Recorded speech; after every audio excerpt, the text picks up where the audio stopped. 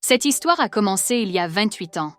Jemima Goldsmith, la fille d'une famille aristocratique britannique, est tombée amoureuse d'un célèbre joueur de cricket pakistanais, alors connu comme un playboy musulman. Malgré leurs différences significatives d'âge, d'origine et de culture, ils se sont mariés. La jeune femme a même converti à l'islam pour lui. Comment sa vie s'est-elle déroulée après leur mariage? Pourquoi ont-ils dû divorcer? Et à quoi ressemblent leurs enfants maintenant?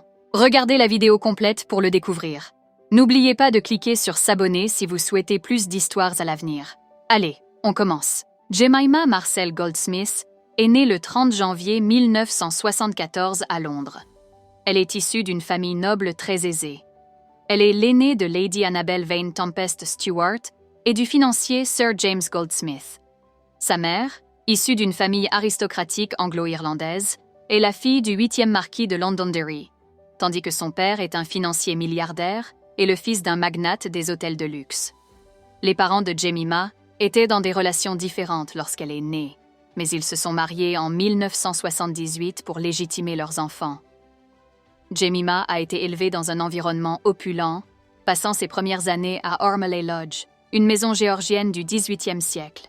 Bien qu'elle se soit montrée très prometteuse en tant qu'équitation durant son enfance, alors que beaucoup pensaient qu'elle pourrait poursuivre une carrière de cavalière professionnelle, Jemima a opté pour une voie académique. À l'âge de 17 ans, elle était une cavalière accomplie à Londres. Cependant, elle a décidé de poursuivre des études supérieures et s'est inscrite à l'université de Bristol pour étudier l'anglais. Les études de Jemima à Bristol ont pris fin au début de 1995, lorsqu'elle a croisé la route de son futur mari, Imran Khan. Leur première rencontre a eu lieu lors d'un dîner de charité, où ils ont engagé une conversation captivante et ont immédiatement noué une connexion.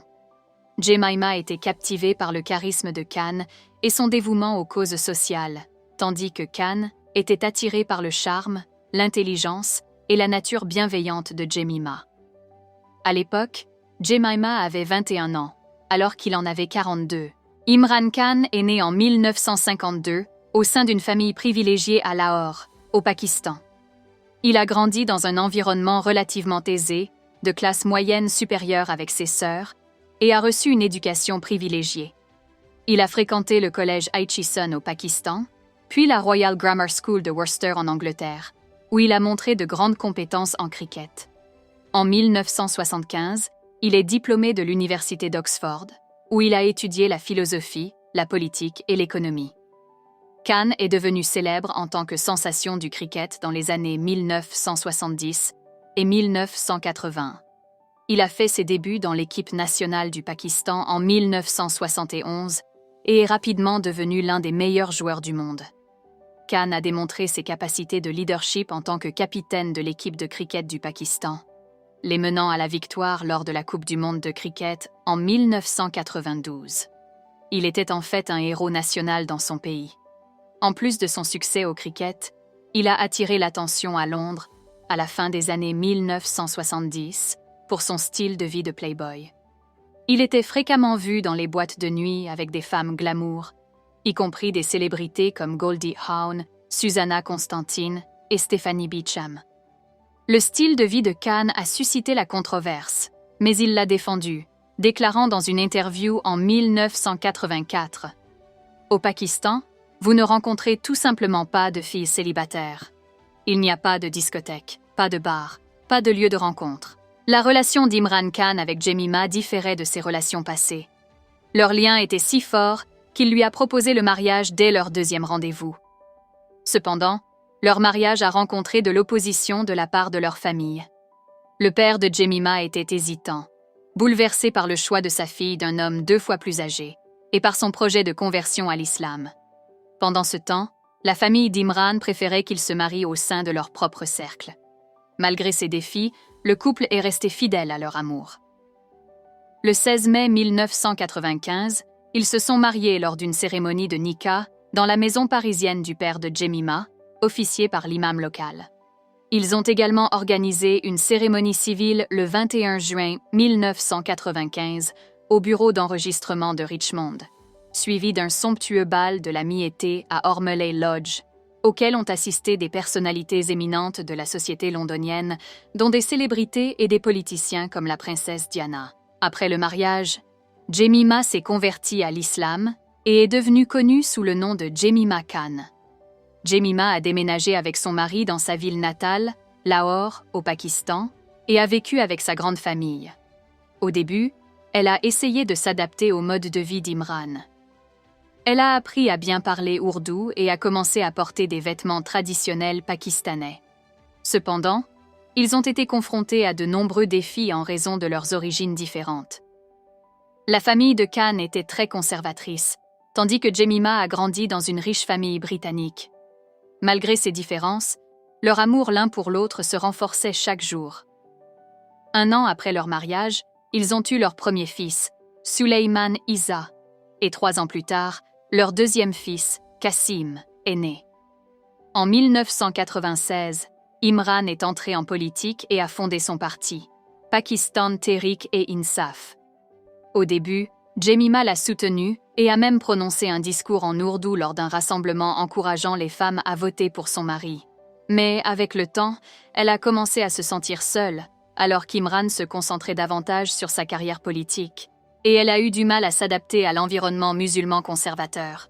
La décision d'Imran Khan de se lancer en politique a suscité des inquiétudes chez les politiciens de l'opposition et les agences de renseignement, principalement en raison de l'origine juive de Jemima. Jemima a fait face à des accusations d'implication dans un plan sioniste visant à contrôler le pays. De nombreux journaux pakistanais ont remis en question sa citoyenneté, et des appels ont été lancés pour révoquer sa citoyenneté pakistanaise. De fausses accusations de contrebande ont également été portées contre elle. Jemima a eu du mal à faire face à ce stress, surtout dans un environnement qui lui était peu familier.